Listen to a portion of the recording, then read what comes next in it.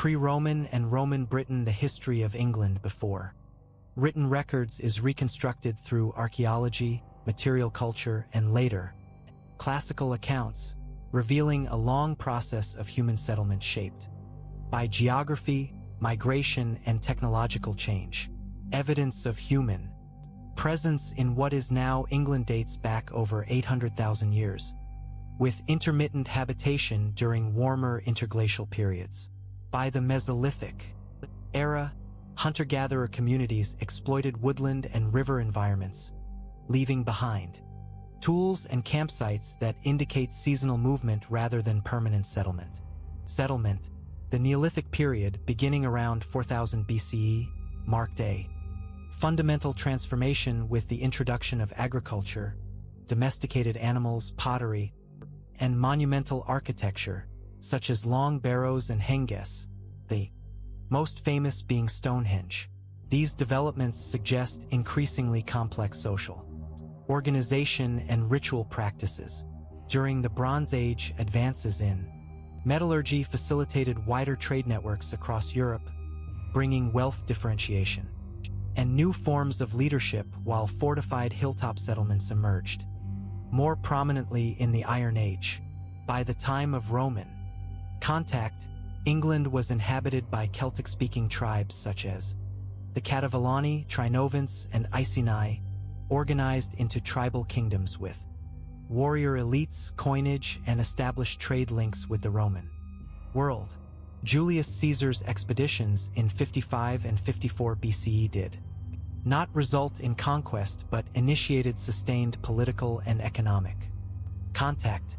Full Roman invasion began in 43 CE under Emperor Claudius, leading to the incorporation of much of England into the Roman Empire as the province of Britannia. Roman rule introduced urbanization on an unprecedented scale, with towns such as Londinium, Eboracum, and Verulamium functioning as administrative and commercial centers. Roads, forts, villas, and baths reshaped the landscape, facilitating military control and economic integration. Roman governance relied on a combination of military force and cooperation with local elites, who adopted Roman customs, language, and law to varying degrees. While Roman Britain was culturally hybrid rather than uniformly Romanized, Latin literacy, coin-based taxation, and imperial institutions left enduring marks. Christianity gained a foothold in the later Roman period, particularly in urban areas. However, Roman authority weakened in the late 4th and early 5th centuries due to internal crises and external pressures on the empire. By around 410 CE, Roman administration effectively collapsed, leaving local populations to adapt without imperial support. Although Roman rule lasted less than 4 centuries, it established patterns of settlement, infrastructure, and governance that would influence the subsequent development of England. Long after the legions departed, Anglo-Saxon England, the period following the end of Roman rule in Britain, traditionally termed the Anglo-Saxon era, was characterized by profound political, cultural, and linguistic transformation. Beginning in the 5th century, groups identified as Angles, Saxons, Jutes, and other Germanic peoples migrated from continental Europe and gradually settled in eastern and southern Britain.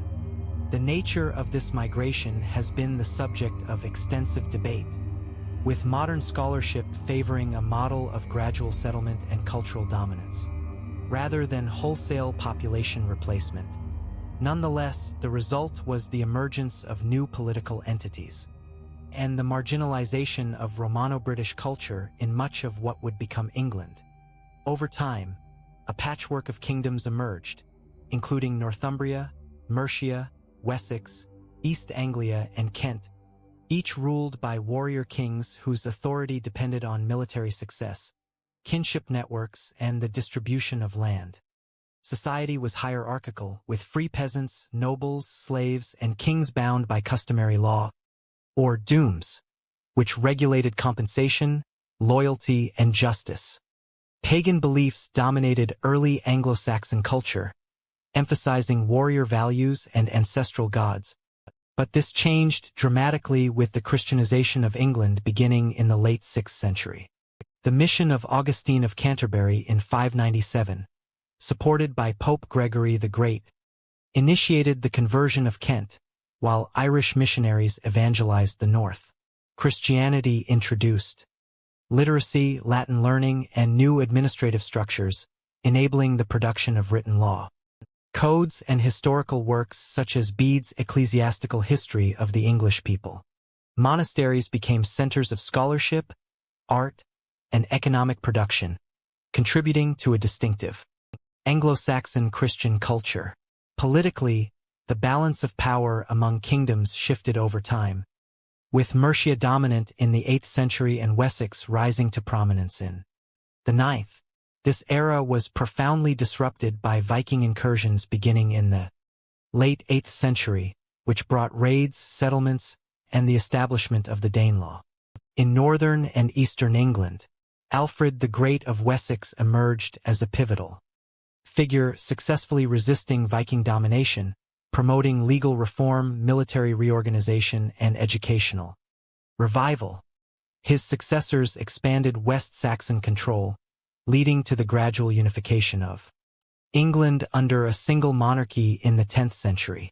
This process culminated in the reigns of kings such as Athelstan, who styled himself King of the English, despite renewed Viking invasions in the early 11th century, including the reign of Knut the Great. Anglo-Saxon institutions of governance, law, and local administration proved resilient. The era ended dramatically in 1066, when internal succession disputes and external ambitions culminated in the Norman conquest, marking a decisive rupture in England's ruling elite while leaving many Anglo-Saxon social structures intact. Norman and medieval England. The Norman conquest of 1066 represents one of the most transformative moments in English history, fundamentally reshaping the political, social, and cultural order.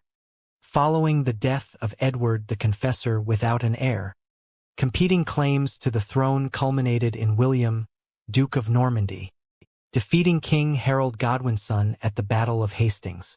William's victory initiated a comprehensive replacement of the Anglo-Saxon ruling class, with a Norman aristocracy cemented through military force, castle building, and land redistribution. The Domesday Book of 1086 exemplified the new regime's administrative sophistication, providing an unprecedented survey of landholdings and resources for taxation and control. Norman rule strengthened royal authority, introduced feudal relationships between king and nobles, and integrated England more closely with continental Europe. Over time, Norman French blended with Old English to form Middle English, reflecting cultural synthesis rather than simple domination. The medieval period saw the consolidation of monarchy alongside persistent tensions between crown and nobility. These tensions came to a head in 1215 with the sealing of Magna Carta by King John, which, while initially a practical settlement, became a foundational symbol of the principle that the king was subject to law. The 13th and 14th centuries witnessed the development of Parliament, particularly the House of Commons, as a forum for taxation and political consent. England's involvement in the 100 Years' War with France shaped national identity and military innovation, most notably the use of the longbow. Domestically, the Black Death of the mid-14th century caused catastrophic population loss, profoundly altering economic relations by empowering surviving laborers and undermining feudal structures. Social tensions erupted in events such as the Peasants' Revolt of 1381, reflecting widespread resentment toward taxation and inequality. The later medieval period was marked by dynastic instability, culminating in the Wars of the Roses between the rival houses of Lancaster and York. These conflicts weakened the nobility and paved the way for the accession of Henry VII in 1485, whose victory at Bosworth Field ended the medieval era and initiated the Tudor dynasty. By this point, England had developed a centralized monarchy, a common law tradition, and representative institutions that would shape its future trajectory.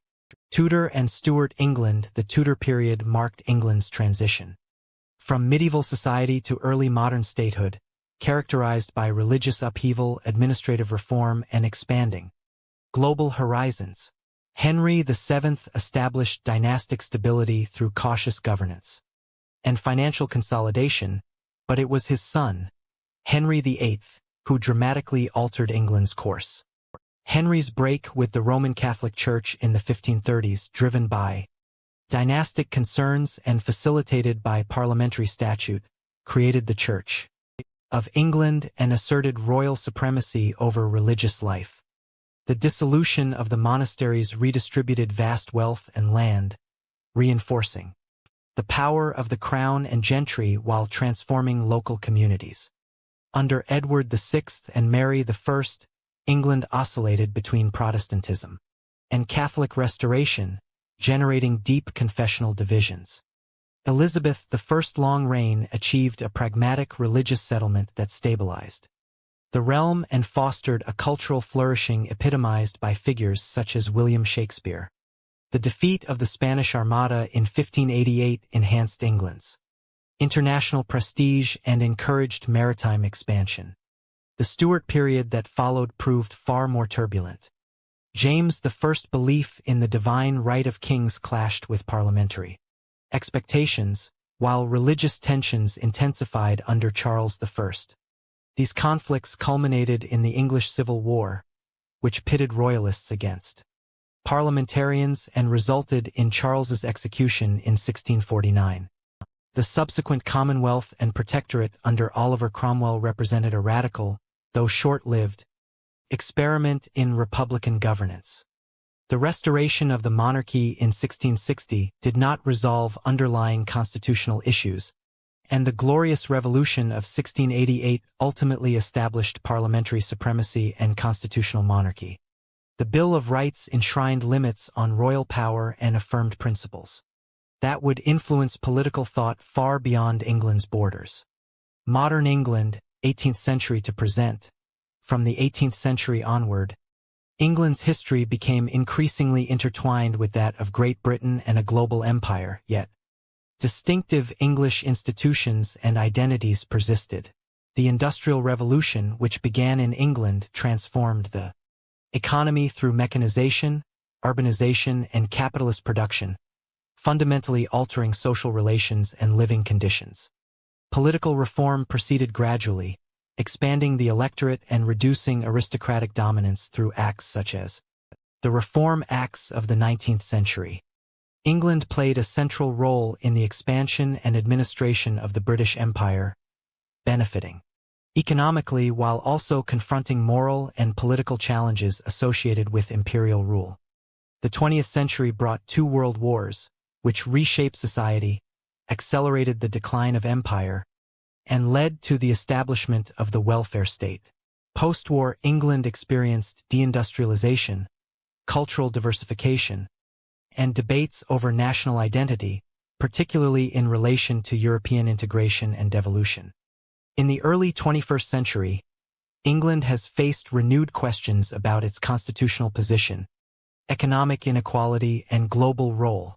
Despite profound changes, England's historical legacy of legal institutions, political culture, and social adaptation continues to shape its present and future.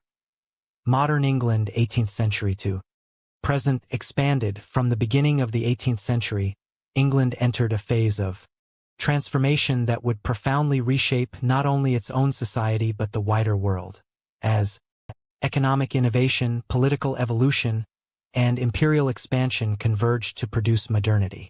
The early 18th century was marked by the consolidation of constitutional monarchy following the Glorious Revolution, with Parliament exercising increasing authority over taxation, legislation, and succession, while the Crown retained significant influence. The 1707 Acts of Union formally united England and Scotland into the Kingdom of Great Britain, yet England remained the dominant political and economic partner, with London emerging as a global financial center. Agricultural improvements, including enclosure, crop rotation, and selective breeding, increased productivity but also displaced rural populations, creating a growing labor force that would fuel industrialization. The Industrial Revolution, beginning in the mid-18th century, transformed England from a predominantly agrarian society into the world's first industrial nation. Innovations in textile manufacturing, steam power, and iron production revolutionized output and transportation, while canals and later railways integrated regional markets. These changes generated unprecedented wealth but also severe social dislocation, as rapid urbanization produced overcrowded cities, poor sanitation, and harsh working conditions. Industrial capitalism altered class structures, giving rise to a powerful industrial bourgeoisie, and an expanding urban working class whose grievances would drive political agitation.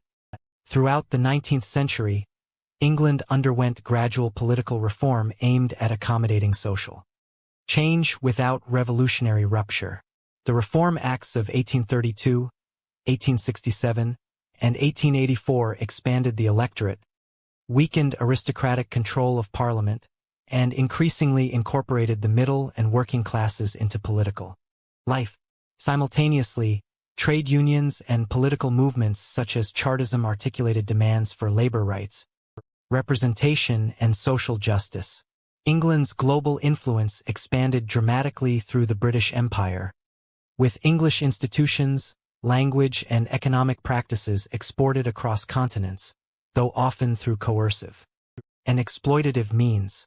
Imperial wealth contributed to domestic prosperity, yet it also provoked ethical debate and resistance both at home and abroad. The late Victorian and Edwardian periods saw heightened confidence in progress and stability, but these assumptions were shattered by the First World War. England's participation in the conflict imposed enormous human and economic costs, accelerating social change and weakening traditional hierarchies. The interwar period was marked by economic instability, industrial decline in traditional sectors, and political tension, while the Second World War once again mobilized English society on an unprecedented scale. Victory in 1945 came at the price of imperial exhaustion, leading to rapid decolonization and a redefinition of England's global role. Domestically, the post-war consensus produced the welfare state, including the National Health Service, expanded education, and social security, reflecting a commitment to collective responsibility and social equality. From the 1970s onward, economic restructuring, deindustrialization, and neoliberal reforms under governments such as that of Margaret Thatcher fundamentally altered England's economic landscape, weakening organized labor and prioritizing market mechanisms. These changes generated growth and innovation but also widened regional and social inequalities, particularly between London and former industrial areas. Late 20th and early 21st century England has been shaped by immigration, cultural pluralism, and ongoing debates over national identity, sovereignty, and governance.